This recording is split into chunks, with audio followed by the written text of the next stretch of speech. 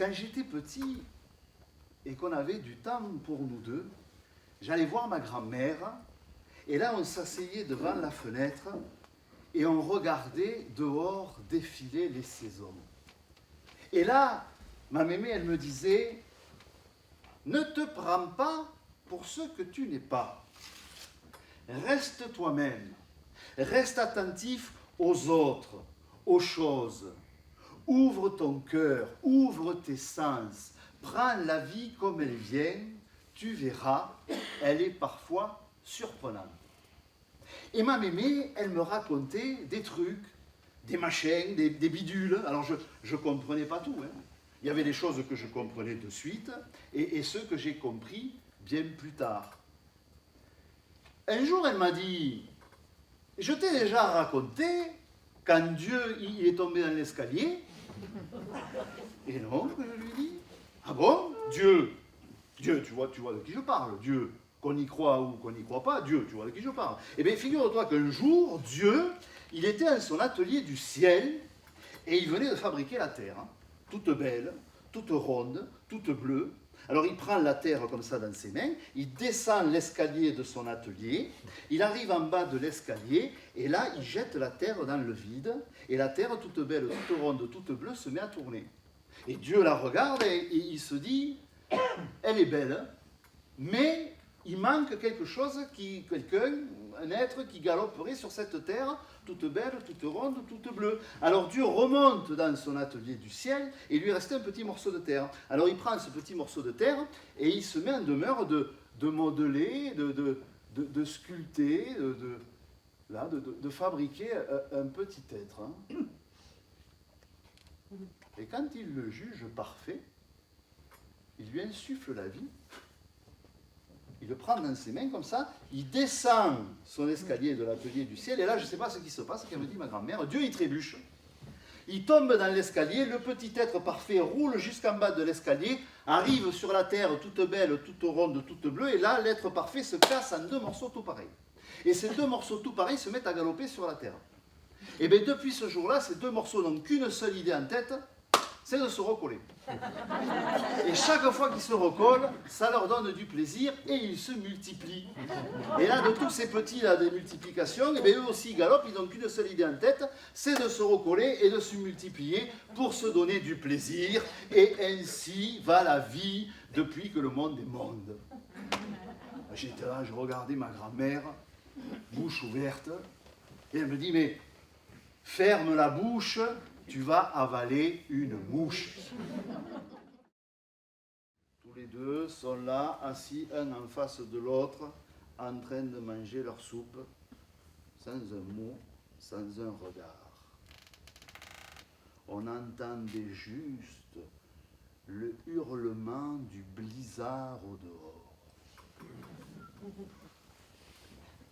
Le gros type se lève, prend sa petite femme par la main, d'un geste, il invite notre chasseur à passer la nuit devant la cheminée sur la chaise.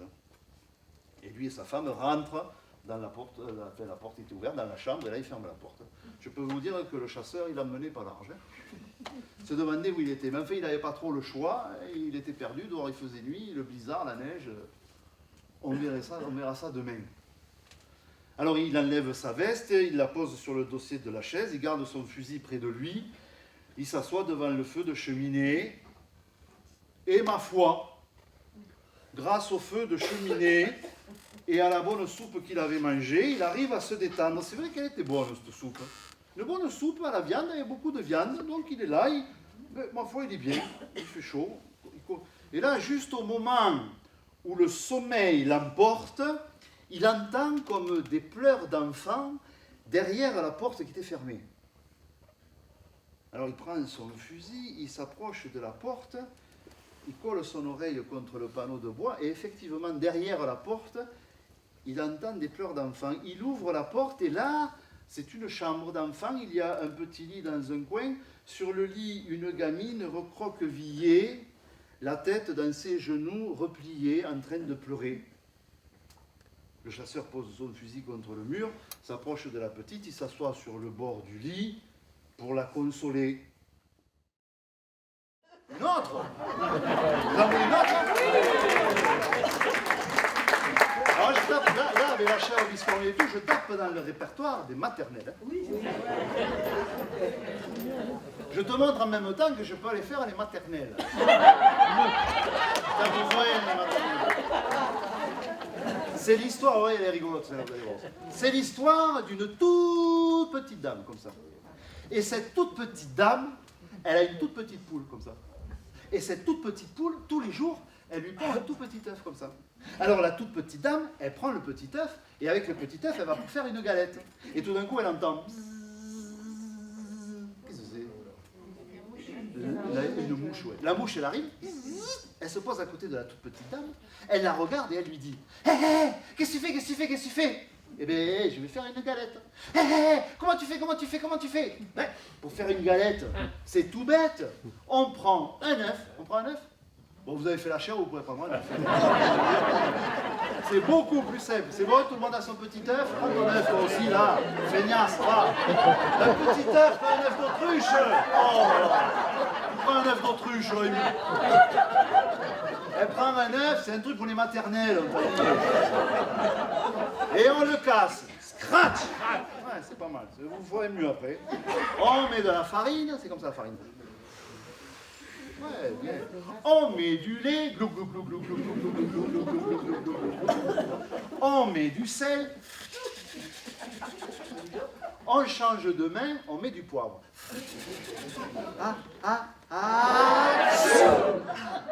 On prend une grande cuillère en bois et on mélange.